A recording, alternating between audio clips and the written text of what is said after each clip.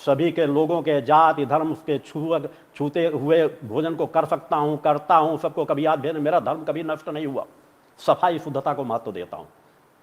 मगर आप लोग बताएं कि आप लोग क्या कर रहे हो? उन्हें अछूत मानते हो, उन्हें अपने साथ एक भी चारपाई पे बैठने की अनुमति नहीं देते हो। वो अगर जगत में कुएं पे खड़े हो जाते थे तो पानी पूरा पलट दिया जाता था, छूत लग जाती है। वही कुआं खो देते हैं, उन्हीं का पानी जब पहला उनके पैरों को छूता है तब आपका पानी नहीं अछूत हो जाता है। आपके घरों का जब वो निर्माण करते हैं, आपके घरों में रंग रोगन करते हैं, तब आपका घर अछूत नहीं हो जाता है। कितनी बड़ी विडंबना है, कितनी बड़ी आज आप कहते हो हम सनातन धर्म की रक्षा करने के लिए हैं। किस सनातन धर्म की रक्षा कर रहे हो? किस सनातन धर्म को आप आगे बढ़ाकर ले जाना चाहते हो? ये परंपराएं बनाई गई थी जहां कहीं पर भी भेदभाव नहीं था, छुआछूत नहीं था, विद्रोह की भावनाएं नहीं थी, ईर्षा की भावनाएं नहीं थी, अछूत की भावनाएं नहीं थी। धीरे धीरे करके हमने परंपरागत तौर पर उनको अज्ञानी बनाते चले गए। एक समाज को केवल हमने इसीलिए डाल दिया। इसी का परिणाम है हम मुगलों के गुलाम हुए। चूंकि वह राजा महाराज को सिखाया गया केवल क्षत्रिय शस्त्र उठा सकते हैं, उनको शस्त्र उठाने की अनुमति नहीं दी गई।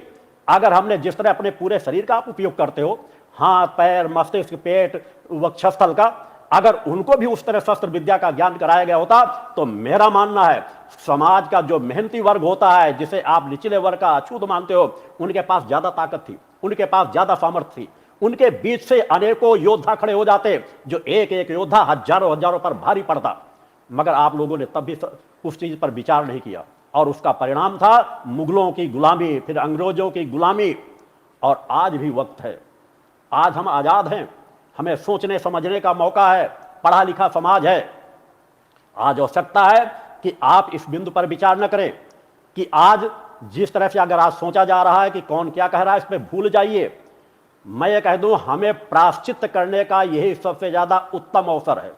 प्रायश्चित शब्द का संबोधन कर रहा हूं कि यदि आप अपने आप को सवर्ण मानते हो, मेरा जन्म भी ब्राह्मण परिवार में हुआ है, उच्च कुल में जन्म हुआ है, प्रारंभ से लेकर के आध्यात्मिक जीवन में पूरा जीवन व्यतीत किया गया है। उसके बाद भी मेरे द्वारा कहा जा रहा है कि प्रायश्चित करने का उस वक्त है कि आज हम सचेत हों उस समाज को, जिस समाज पर हम सबसे ज्यादा, हमने अगर ये कह दे सबसे ज्यादा उनके ऊपर अत्याचार हुआ है। गालियों का संबोधन, अछूत, वो जूते पहन के दरवाजे से नहीं निकल सकते, वो घोड़ी पे बैठकर अपनी शादी में बच्चे उनके नहीं जा सकते, क्या हमने उन्हें दिया? हम कैसे ज्ञानी हैं?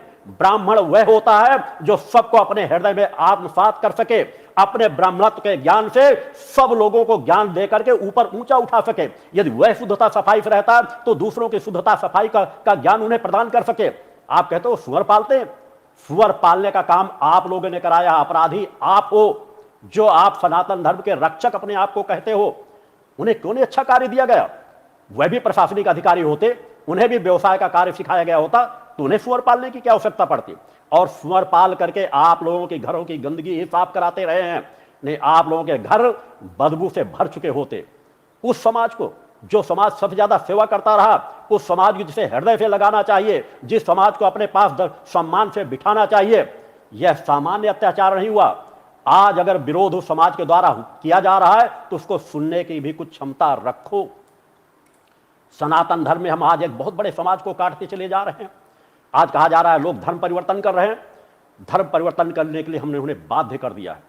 अरे जो धर्म सबको एक समान स्थान न दे सके, छुआछूत करे, वह वास्तव में सनातन धर्म नहीं हो सकता। उस पर सचेत हो, उस पर सोचो, उस पर विचार करो। कैसा धर्म आप चला रहे हो? हमारा सनातन धर्म सबको अपनाने की बात कहता है। हमारे शरीर में, इसीलिए इन सब चीजों की व्याख्या हमारे पूरी ऋषियों मुनियों ने किया कि जिस तरह हमारा शरीर है, हाथ पैर हृदय वक्षस्थल है मस्तिष्क है, जिस तरह यह कार्य कर रहे हैं, उसी तरह समाज के सभी वर्गों को हम अपना मान करके चले। हम अपने हाथों से अपने हाथ पैर की सेवा करते हैं, उस पर विचार करने की जरूरत है। आरएसएस के प्रमुख मोहन भागवत के द्वारा भी आवाज उठाई गई है, उसे हाथों हाथ लेना चाहिए। मेरे द्वारा सबसे पहले उसका स्वागत किया गया, मगर कुछ चंद लोगों ने इस बात का भी विरोध किया। विरोध होते रहते हैं, जब भी समाज में कोई नया परिवर्तन डाला जाता है तो विरोध उठते हैं, मगर यह विचार करना चाहिए कि यह परिवर्तन करने योग्य विचार है या नहीं। आने वाले समाज में हम अपने समाज को संगठित करने के लिए क्या रास्ता तय करेंगे? आज विदेशी ताकतें समाज के इन वर्गों को छोटा छोटा सहयोग करके, उनको दिशा भ्रमित करके, देवी देवताओं के प्रति गलत तरीके की जानकारियां देकर के, चूंकि उनको हमने ज्ञान दिया ही नहीं। ब्राह्मणों, पढ़े लिखे लोगों, जो अपने आप एक बार विचार करना कि आपने दिया क्या है।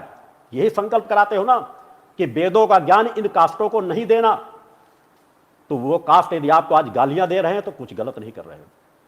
आपका धर्म था